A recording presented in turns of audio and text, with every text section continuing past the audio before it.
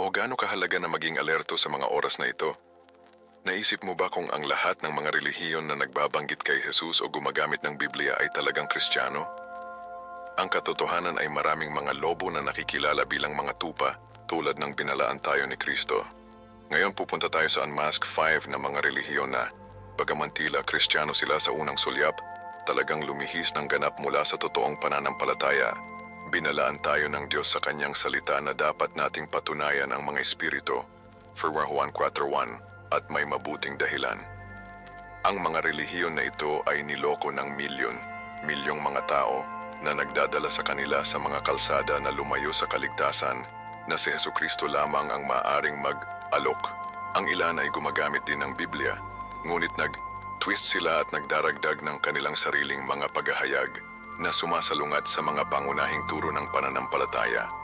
Nakatawid ka na ba sa mga miyembro ng mga relihiyon na ito? Marahil ay dinaluhan mo ang alinman sa iyong mga pagpupulong nang hindi alam na ang iyong mga doktrina ay mapanganib para sa iyong kaluluwa. O baka mayroon kang isang mahal sa buhay na nahulog sa mga mapanlinlang na paniniwala at tatanungin mo kung paano siya tutulungan. Ang video na ito ay ganap na mahalaga para sa iyong espiritual na buhay. Kung hindi mo nais na malinlang at nais mong protektahan ang iyong pamilya, kailangan mong malaman ang mga yimmo relihiyon na ito na nagkakilala sa kanilang sarili bilang Kristiyano, ngunit itinanggi ang mga pangunahing aspeto ng pananampalataya kay Jesus. Bigyang pansin ang wakas dahil ang matututunan mo ngayon ay maaaring may save ang iyong kaluluwa. At kung naniniwala ka sa kahalagahan ng pagkalat ng katotohanan, bigyan ng video na ito. Mag-subscribe sa channel at buhayin ang mga abiso. Ang pagbabahagi ng kaalamang ito ay maaaring makatulong sa isang tao na niloko ngayon. O gaano kahalaga na makilala ang pagitan ng kung ano ang tila totoo at kung ano ang talagang nakahanay sa salita ng Diyos. Ngayon ay galugarin natin ang isang relihiyon na sa unang tingin ay maaaring malito sa Biblia na Kristyanismo, ngunit talagang naglalaman ito ng mga doktrina na lumihis ng malaki mula sa itinuturo ng Biblia. Ang Mormonismo o ang simbahan ni Jesucristo noong mga huling araw ay itinatag noong 1830 ni Joseph Smith sa Estados Unidos sa isang oras na maraming naghangad ng mga espiritual na tugon. Inangkin ni Smith na nakatanggap ng mga pagbisita mula sa Diyos na Ama at Jesucristo na sinasabing sinabi sa kanya na ang lahat ng umiiral na mga simbahan ay mali. Anong pahayag? Ngunit ang tunay na pananampalataya ay hinihiling na maihahambing natin ang bawat pagtuturo sa ipinahayag sa atin ng Biblia. Dahil ang 1 Thessalonica 1:21 ay nagpapaalala sa atin, suriin ang lahat, napanatili ang mabuti. At kapag sinusuri ang mga paniniwala ng Mormon, nakakahanap kami ng maraming mga puntos na bumangga sa mga pangunahing turo ng pananampalatayang Kristiyano na ibinigay sa atin ng Diyos sa pamamagitan ng kanyang inspiradong salita. Ang pundasyon ng Mormonismo ay ang Aklat ni Mormon, na ayon kay Joseph Smith, ay isinalin sa mga gintong plato na natagpuan na inilibing, na ginagabayan ng isang anghel na tinawag na Moroni. Ang aklat na ito ay isinasaalang-alang ng mga Mormons bilang isang karagdagang pagsulat sa Biblia, napakahalaga o higit pa sa kanya. Gayunpaman, binabalaan tayo ng Biblia sa Apokalipsis 22:18-19 na hindi natin dapat idagdag o alisin ang anumang bagay sa salita ng Diyos. Sa katunayan, sinabi mismo ni Jesus, ang langit at lupa ay lilipas, ngunit ang aking mga salita ay hindi mangyayari. Mateo 24:35. Ang pagkakumpleto ng mga banal na kasulatan ay mahalaga para sa ating pananampalataya, sapagkat sa kanila matatagpuan natin ang lahat na kinakailangan para sa buhay at kabanalan, tulad ng itinuturo sa atin ng Biyagang Pedro Binonhono. 3. Hindi ba kahanga-hanga na ibinigay sa atin ng Diyos ang kanyang kumpletong paghahayag sa Biblia? Hindi natin kailangang maghanap ng mga bagong paghahayag kapag mayroon tayong walang hanggang katotohanan na ipinahayag ng banal na Espiritu sa pamamagitan ng mga propeta at mga apostol na pinili ng Diyos. Ang isa sa mga pinaka-problemang doktrina ng Mormonismo ay ang kanyang paglilihi sa Diyos. Hindi tulad ng pagtuturo sa Biblia na ang Diyos ay walang hanggan, makapangyarihan, sa lahat at walang saysay, itinuturo ng mga Mormons na ang Diyos ay dating isang tao sa ibang planeta na umabot sa pagka-Diyos kasunod ng mga prinsipyo ng Mormon. Ang ideyang ito ay direktang sumasalungat sa mga sipi tulad ng awit na Imaita 2, kung saan nabasa natin, mula sa siglo hanggang sa siglo, ikaw ay Diyos. O Isaiah 43:10, bago ako, ang Diyos ay hindi nabuo at hindi rin ito susunod sa akin. Ang walang hanggan at hindi mababago na kalikasan ng Diyos ay isang pangunahing haligi ng pananampalatayang Kristiyano. Si Hesukristo, na isa sa Ama ayon kay Juan 10:30, ay nagpapatunay sa katotohanan na ito sa lahat ng kanyang pagtuturo. Kapag naiintindihan natin kung sino talaga ang Diyos, ang ating pagsamba ay nagiging mas malalim at ang ating tiwala sa Kanya ay pinalakas sapagkat alam natin na sumasamba tayo sa isang tunay na Diyos, hindi isang taong may mataas na tao. Sinusuportahan din ng mga Mormons ang mga nakakagulat na paniniwala tungkol kay Jesus at Satanas, na nagsasabi na ang dalawa ay mga kapatid na espiritual, mga anak ng parehong Ama sa langit. Ano ang kaibahan sa Biblia?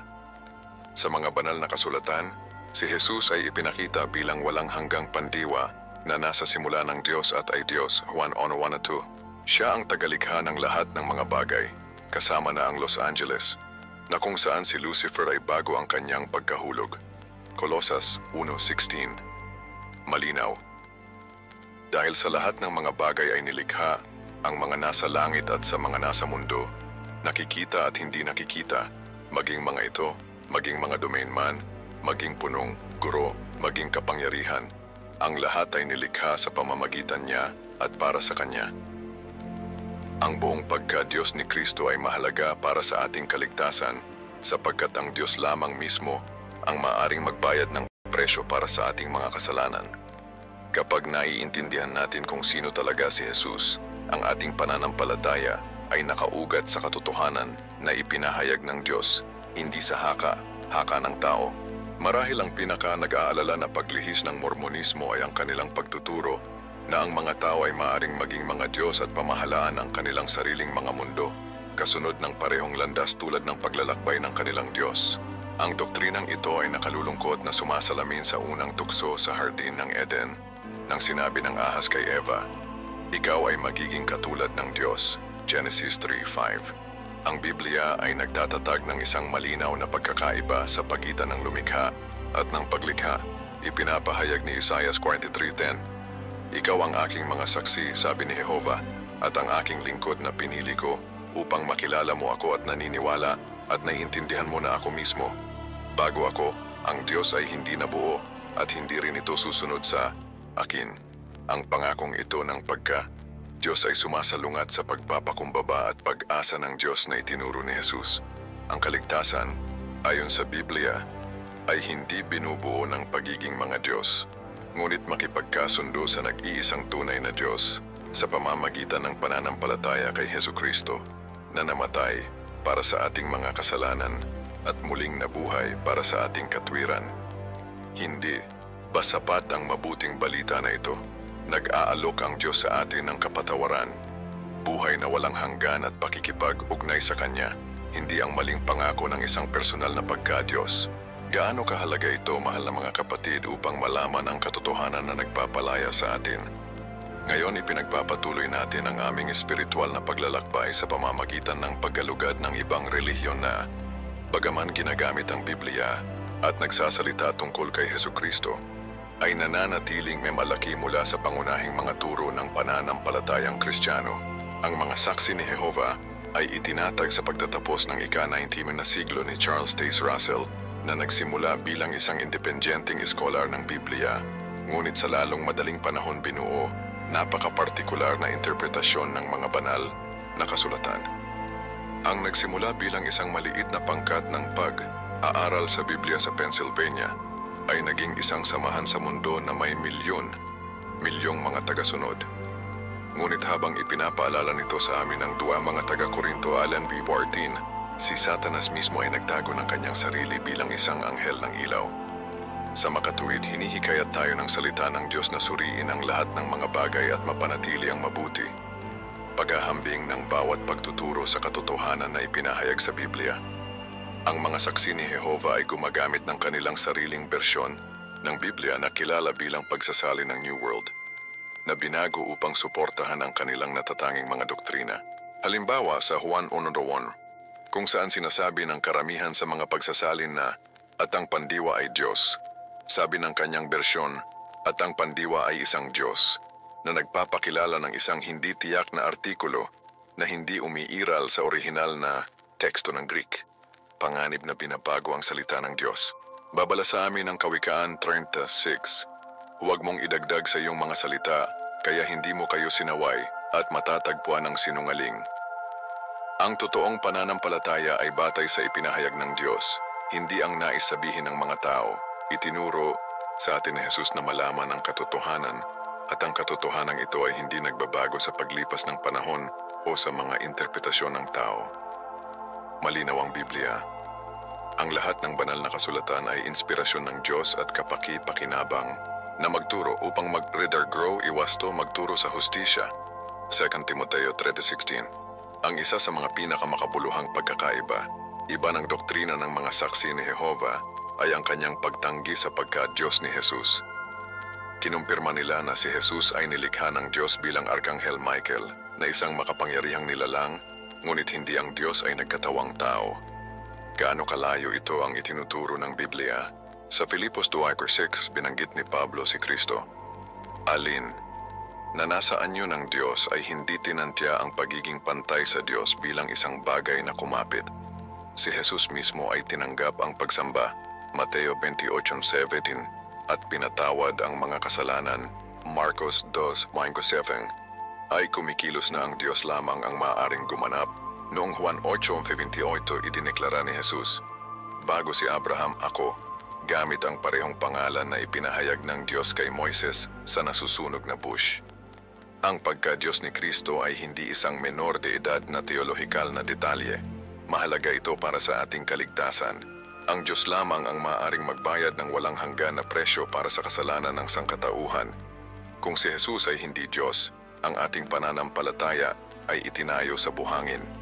Ngunit salamat sa Diyos, malinaw na pinatunayan ng Biblia na kay Jesus, lahat ng kapunuan ng Diyos ay naninirahan. Colosas 2:9.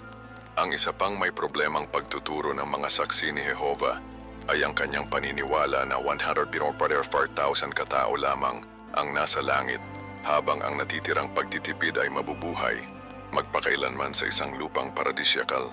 Ang interpretasyong ito ay batay sa isang literal na pagbabasa ng Apokalipsis 7, Farpar 8-14, Wonderplan 1:3, mga sipi na nauunawaan ng karamihan sa mga eskolar ng Biblia bilang simbolikong na kumakatawan sa buong tao ng Diyos.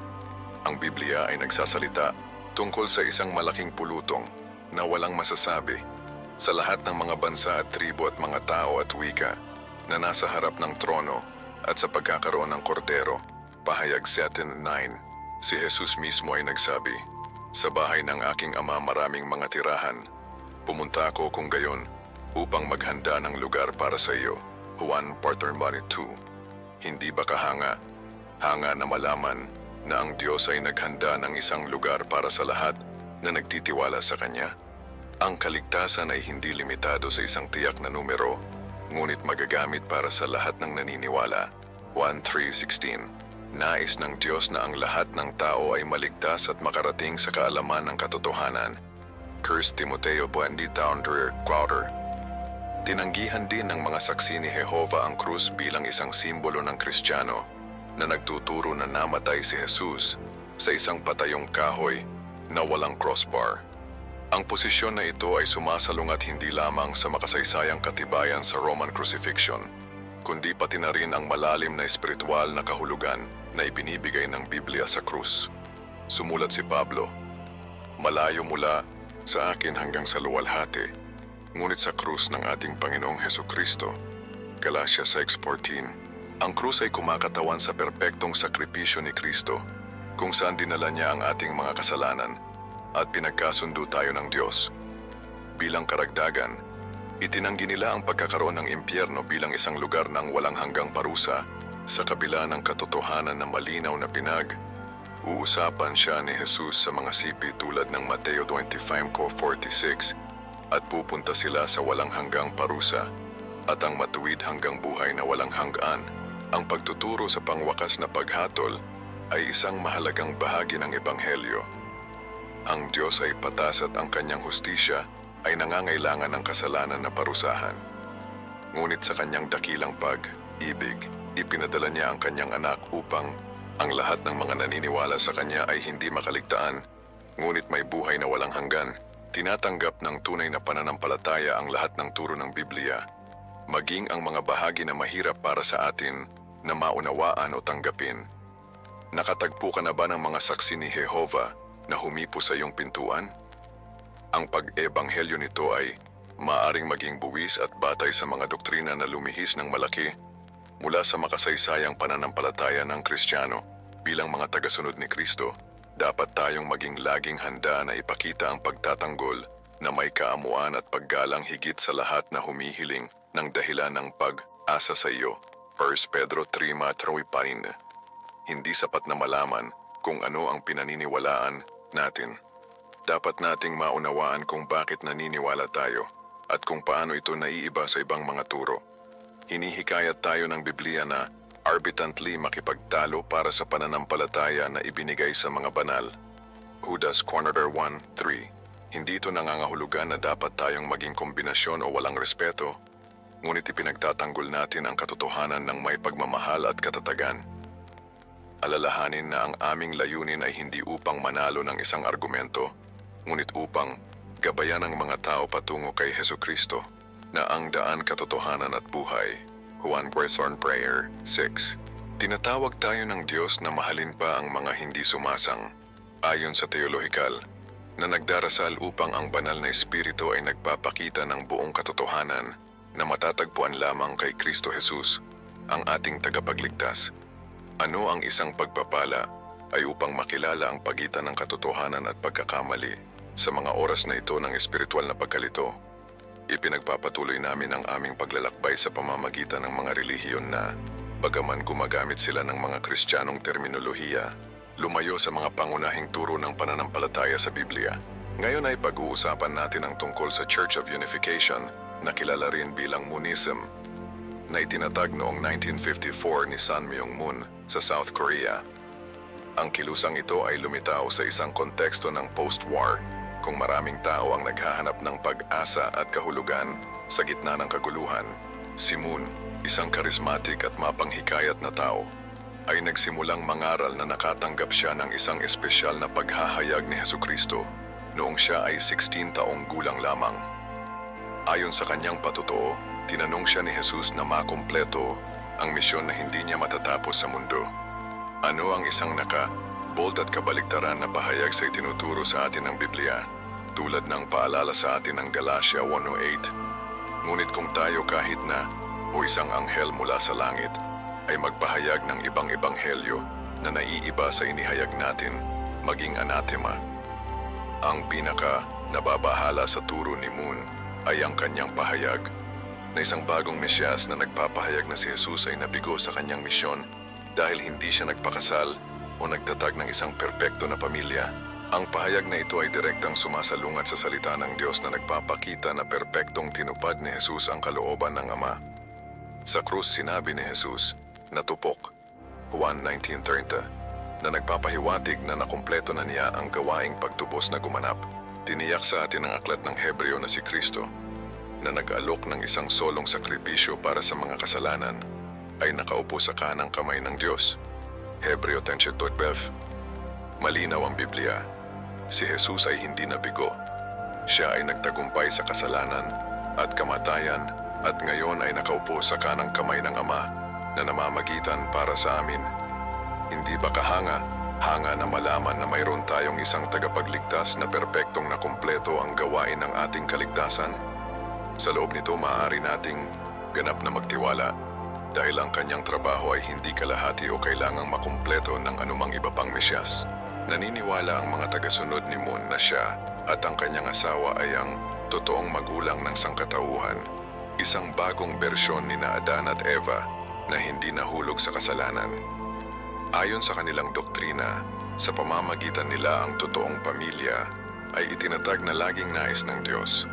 Si Moon at ang kanyang asawa ay nagsagawa ng mga seremonya ng pag-aasawa ng masa na sumali sa mga mag-asawa na madalas na hindi nakilala ang bawat isa bilang bahagi ng proseso ng pagpapanumbalik ng sangkatauhan. Ang pagtuturo na ito ay sumasalungat sa pagiging natatangi ni Kristo bilang ang tanging tagapamagitan sa pagitan ng Diyos at mga tao.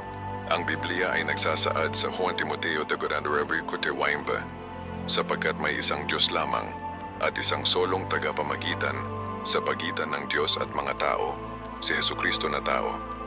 Ang aming pananampalataya ay batay kay Kristo, hindi sa anumang figura ng tao na nagnanais na maglaro ng isang Mesiyas na papel. Itinatag na ng Diyos ang landas ng pagkakasundo sa pamamagitan ng pananampalataya sa Kanyang anak na nagbuhos ng Kanyang dugo para sa atin. Hindi natin kailangan ng espiritual na mga bagong magulang sapagkat mayroon na tayong direktang pag-access sa Ama sa Langit sa pamamagitan ni Jesucristo. Ang isa sa mga pinaka-seryosong panganib sa doktrina ng Monism ay ang kanyang pagtuturo sa orihinal na kasalanan. Taliwas sa turo ng Biblia na pumasok ang kasalanan sa mundo nang sumuway sina Adan at Eva sa Diyos sa pamamagitan ng pagkain mula sa ipinagbabawal na prutas.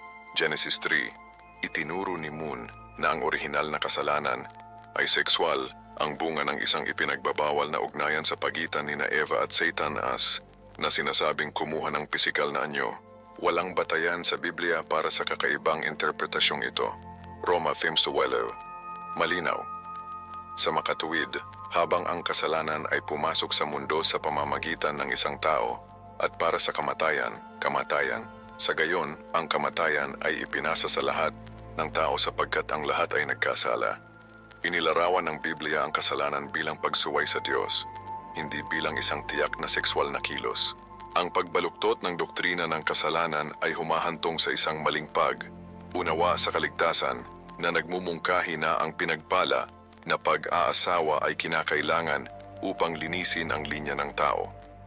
Ano ang kaibahan sa ebanghelyo ng biyaya na nagtuturo na tayo ay naligtas sa pamamagitan ng pananampalataya kay Kristo, hindi sa pamamagitan ng mga ritual sa relihiyon o nakaayos na pag-aasawa? Ang Unification Church ay nagtataguyod din ng labis na mga donasyon bilang isang espiritual na kinakailangan na nagtuturo na ang pera na inaalok sa samahan ay tumutulong na linisin ang satanic lineage ng sangkatauhan. Maraming mga dating miyembro ang naiulat na pinindot upang magbigay ng malaking halaga ng pera o upang magbenta ng mga personal na pag-aari para sa kapakinabangan ng paggalaw. Ang pagsasanay na ito ay sumasalungat sa pagtuturo sa Biblia na ang kaligtasan ay isang malayang regalo mula sa Diyos na hindi mabibili ng pera. Tulad ng sinabi ni Pedro kay Simon ang salamangkero, ang iyong pera ay napatay sa iyo dahil naisip mo na ang regalo ng Diyos ay nakuha ng pera. Mga Gawa 8:20. Ang Diyos ay hindi interesado sa ating pera, ngunit sa ating mga puso. Binalaan tayo ni Jesus tungkol sa mga maling propeta na darating mga damit ng tupa. Ngunit sa loob ng mga ito ay mga lobo ng raptor. Mateo 7:15. Ang isang nagbubunyag na signal ng mga maling guro ay ang kanilang pokus sa mga material na nakuha sa ilalim ng pretext ng espiritualidad. Ang tunay na pananampalataya kay Kristo ay nagpapalaya sa atin mula sa gayong mga manipulasyon at ipinapakita sa atin na ang biyaya ng Diyos ay hindi ibinebenta. Ang pahayag ni Moon na ang kanyang misyon ay upang makumpleto kung ano ang hindi nakamit ni Jesus ay marahil ang mapanirang pagtuturo ng kilusang ito. Hindi nabigo si Jesus. Perpektong nakumpleto ang gawaing ipinagkatiwala sa kanya ng Ama. Ang kanyang mga huling salita sa krus, consummated, 1:90-30. Kumpirmahin na nakumpleto ang gawaing pagtubos. Ang muling pagkabuhay ni Kristo ay ang tiyak na katibayan ng kanyang tagumpay sa kasalanan at kamatayan. Sumulat si Apostol Pablo, at kung hindi tumaas si Kristo, walang kabuluhan ang ating pangangaral, walang kabuluhan ang iyong pananampalataya. Mga taga-Korinto, Femberg Serpert Forest, ngunit nabuhay muli si Kristo at ngayon ay nakaupo sa kanang kamay ng Diyos na namamagitan para sa atin. Hindi namin kailangan ng isang bagong Mesyas o isang bagong paghahayag.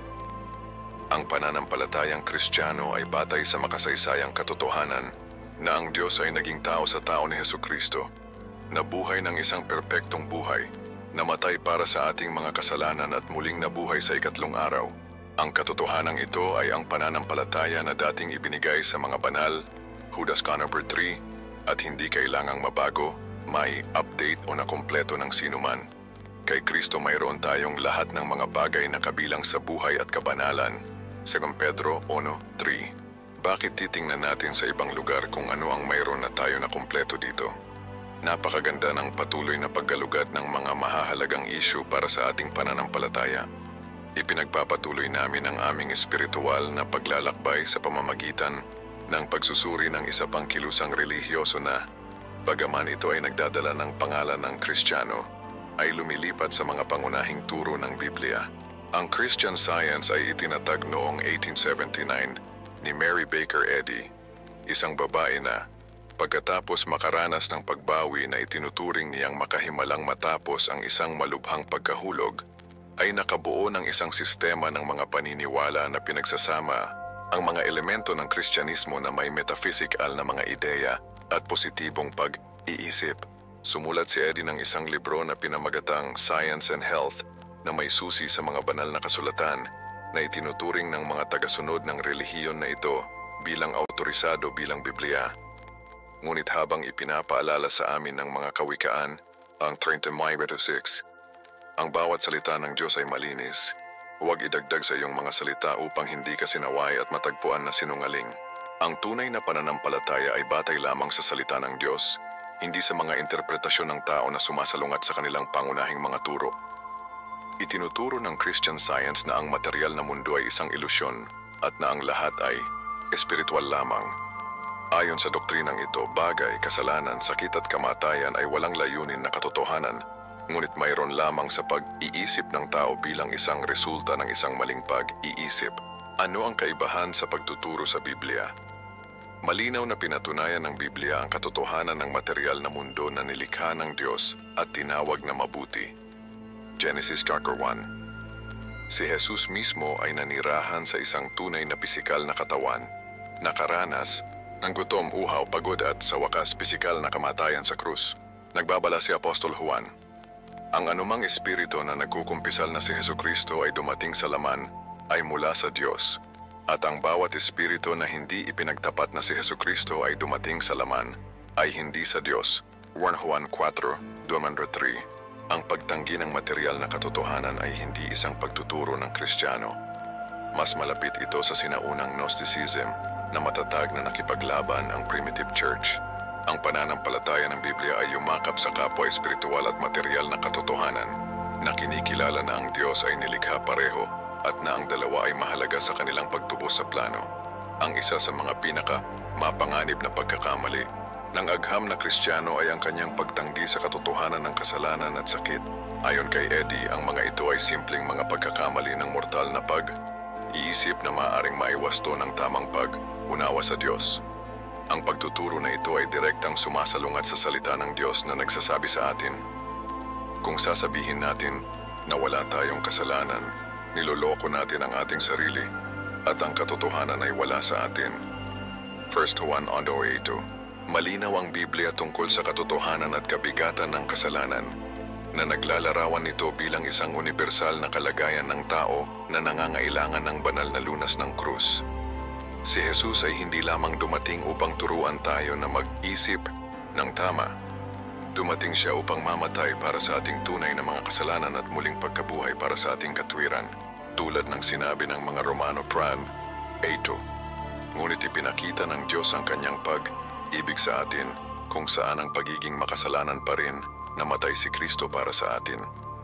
Ang pagtanggi ng kasalanan ay hindi isang landas sa kalayaan sa espiritual, ngunit isang balakid na makaranas ng tunay na pagpapalaya na dumarating lamang sa pamamagitan ng pagsisisi at pananampalataya kay Kristo. Marahil ang nakababahala na aspeto ng Christian Science ay ang kanyang pagtanggi sa Maginoo na gamot na nagtuturo na ang pagdarasal at pag-unawa ng Diyos ay sapat upang pagalingin ang lahat ng mga sakit. Maraming mga tagasunod ng relihiyon na ito ang tumanggi sa mga kinakailangang medikal na paggamot. Kung minsan ay may mga trahedya na kahihinatnan, lalo na pagdating sa mga bata, habang ang Biblia ay tiyak na nagpapatunay sa kapangyarihan ng panalangin at katotohanan ng banal na kalusugan. Hindi ito nagtuturo sa amin na tanggihan ang magagamit na tulong medikal. Si Lucas, ang may akda ng ikatlong ebanghelyo at ang aklat ng katotohanan ay isang doktor, Colosas 4:14, at pinayuhan ni Paul si Timoteo na kumuha ng alak para sa kanyang madalas na sakit, 1 Timoteo 5:23. Kinilala ni Jesus mismo ang papel ng mga doktor nang sinabi niya, ang malusog ay hindi nangangailangan ng doktor, ngunit ang may sakit, Marcos 2:17. Ang pananampalataya sa Biblia ay hindi sumasalungat sa panalangin sa gamot, ngunit kinikilala na ang Diyos ay maaaring gumana kapwa sa pamamagitan ng makahimalang paraan at sa pamamagitan ng agham medikal na pinayagan niya ang mga tao na umunlad. Ang Christian Science ay lumihis din mula sa makasaysayang Kristiyanong pananampalataya sa paglilihi ni Jesus. Hindi sila naniniwala sa buong pagka-Diyos ni Kristo bilang pangalawang tao ng Trinidad, ngunit nakikita nila ito bilang isang maliwanagan na guro na nagpakita ng kapangyarihan ng tamang espiritual na pag-iisip. Para sa kanila, ang Kristo ay higit na isang banal na prinsipyo kaysa sa isang tao. Ang pangitain na ito ay sumasalungat sa malinaw na pagtuturo sa Biblia kung sino si Jesus. Ipinapahayag ng Juan 1:14, sa simula ito ay ang pandiwa, at ang pandiwa ay kasama ng Diyos, at ang pandiwa ay Diyos. At ang pandiwa na iyon ay ginawang laman at pinaninirahan sa atin. Ang Colossus 2:9 ay nagpapatunay na kay Kristo, lahat ng kapunuan ng mga Diyos na naninirahan. Ang pagka-Diyos ni Jesus ay hindi isang menor de edad na teolohikal na detalye. Mahalaga ito para sa ating kaligtasan. Tanging ang Diyos mismo ang maaaring magbayad ng walang hanggan na presyo para sa ating mga kasalanan. Bilang C.S. Lewis, si Jesus o isang sinungaling, isang lunatic o eksaktong nagsabi na siya ay ang Panginoon. Walang puwang upang makita ito bilang isang guro sa moral o isang halimbawa ng positibong pag-iisip. Sa wakas, itinanggi ng Christian Science ang pisikal na muling pagkabuhay ni Kristo, na binibigyang kahulugan ito bilang isang espiritual na demonstrasyon kaysa bilang isang tunay na kaganapan sa kasaysayan. Para sa kanila, ang muling pagkabuhay ay nangangahulugang ang pagtaas ng pag-iisip ng tao. Gayunpaman, iginiit ng Biblia ang pisikal na katotohanan ng muling pagkabuhay ni Jesus. Ipinakita niya ang kanyang mga kamay at ang kanyang tagiliran sa mga alagad, Juan 20:27, at kahit na kumain ng isda upang ipakita na hindi ito isang espiritu, Lucas 24:42-43. Sinusulat ni Pablo sa mga taga-Korinto 15:14, at kung hindi tumaas si Kristo, walang kabuluhan ang ating pangangaral, walang kabuluhan ang iyong pananampalataya. Ang pisikal na muling pagkabuhay ni Jesus ay ang pundasyon ng Kristyanismo, ang tiyak na patunay na siya ang nagsabing at na ang kanyang sakripisyo para sa ating mga kasalanan ay tinanggap ng Diyos. Kung walang isang tunay at makasaysayang pagkabuhay na mag-uli, wala tayong pag-asa sa buhay na walang hanggan. Ngunit salamat sa Diyos, tunay na nabuhay muli si Kristo. At iyon ang dahilan kung bakit maaari tayong magkaroon ng buong kumpiyansa na mabubuhay din tayo upang makasama siya magpakailanman. Ang pag-asang ito ay hindi batay sa isang positibong pag-iisip o isang pag-unawa sa metapisiko, ngunit sa makasaysayang katotohanan na ang libingan ay walang laman at si Jesus ay lumitaw na buhay sa kanyang mga tagasunod. Binabago ang kanilang buhay at binabago ang kurso ng kasaysayan ng tao. Ang papuri ay ang Panginoon para sa kanyang katapatan kapag ginagabayan natin tayo sa paglalakbay na ito ng espiritual na pag-unawa. Ngayon, ang aking mga mahal na kapatid, susuriin natin ng may pag-ibig at pag-aalaga sa mga turo ng ikapitong araw na Adventist Church. Ngunit bilang paalala sa atin ng 1 Thessalonica 5:21, dapat nating suriin ang lahat at mapanatili ang kabutihan. Kaya tinutugunan namin ang temang ito ng may bukas na puso, ngunit palaging nakaangkla sa hindi mababago na katotohanan ng salita ng Diyos. Ang ikapitong araw na Adventist Church ay lumitaw mula sa isang pangkat ng mga mananampalataya na masidhi na inaasahan ang pagbabalik ni Kristo noong 1844, batay sa kalkulasyon ni William Miller. Kapag nabigo ang hula na ito, ang isang maliit na grupo ay muling nag-interpret ng kaganapan na nagbibigay ng pagtaas sa alam natin ngayon bilang Adventism. Kabilang sa mga pioneer ng kilusang ito ay si Ellen G. White, na ang mga pangitain at mga sulatin ay naging pangunahing para sa teolohiya ng Adventista. Bagaman inaangkin ng mga Adventista na ibase lamang ang kanilang mga paniniwala sa Biblia, sa pagsasanay, ang mga sinulat ni White ay may halos katumbas na autoridad sa mga banal na kasulatan para sa maraming mga tagasunod. Ito ay nagpapaalala sa amin ng babala ng Apocalypse 22:18-19 sa hindi pagdaragdag o pag-alis mula sa makahulang salita. Ang Biblia ay sapat para sa lahat ng doktrinang Kristiyano at kasanayan. Tulad ng 2 Timoteo 3:16-17 ay tinitiyak sa atin, ang lahat ng banal na kasulatan ay inspirasyon ng Diyos at kapakipakinabang na magturo, mag-redargrow, upang iwasto, magturo sa hustisya, upang ang tao ng Diyos ay perpekto, ganap na handa para sa bawat mabuting gawain. Ang isa sa mga natatanging aspeto ng Adventist na doktrina ay ang diin nito sa pagsunod sa Sabado bilang Sabat. Habang ang karamihan sa mga denominasyong Kristiyano ay sumasamba sa Linggo, iginiit ng mga Adventista na ang ikapitong araw Sabado ay nananatiling araw ng araw na iniutos ng Diyos. Habang totoo na noong Sabado ay itinatag sa paglikha at muling nakumpirma sa 10 utos, dapat nating maingat na isaalang-alang ang turo ng bagong tipan tungkol sa paksang ito. Ang Apostol Pablo ay sumulat sa Kolosas 2:6-19, sa makatuwid, walang sino mang humatol sa iyo sa pagkain o inumin o sa mga tuntunin ng pista opisyal, bagong buwan o mga araw ng pahinga. Ang lahat ay isang anino ng darating. Ngunit ang katawan ay kabilang kay Kristo. Si Jesus mismo ay nagpahayag na ang anak ng tao ay Panginoon kahit na sa Sabath. Marcos 2:28, na nagpapahiwatig na siya ang katuparan at sangkap ng kung ano ang kinatawan ng Sabado. Natugunan ng primitive na simbahan ang unang araw ng linggo, Gawa 27, Brambasir mga taga-Korinto 16:2, na ipinagdiriwang ang muling pagkabuhay ni Kristo. Habang ang pag-obserba ng isang araw ng pahinga ay matalino at pakinabang, hindi tayo dapat mahulog sa legalismo tungkol sa kung anong tiyak na araw ito. Ang isa pang kontrobersyal na pagtuturo ng mga Adventista ay ang doktrina ng paghuhusga sa pananaliksik. Ayon sa paniniwala na ito, mula noong 1844, sinuri ni Kristo ang mga talaan ng buhay ng bawat tao upang matukoy kung sino ang maliligtas. Ang doktrinang ito ay walang malinaw na suporta sa Biblia at tila sumasalungat sa seguridad sa kaligtasan na inaalok ng Biblia sa mga mananampalataya. Sinabi ni Juan yan sa 3:24, "Tama ng katotohanan sinasabi ko sa iyo, ang naririnig ang aking salita at naniniwala ang isa na nagpadala sa akin ay walang buhay na buhay, at hindi siya darating sa pagkondena, ngunit siya ay nawala mula sa kamatayan hanggang sa buhay." Sinasabi ng Roma chapter 1, ngayon kung gayon, walang pagkondena para sa mga kay Kristo Jesus. Ang ideya ng isang patuloy na paghuhusga sa pananaliksik ay maaaring lumikha ng pagkabalisa at kawalan ng katiyakan tungkol sa kaligtasan.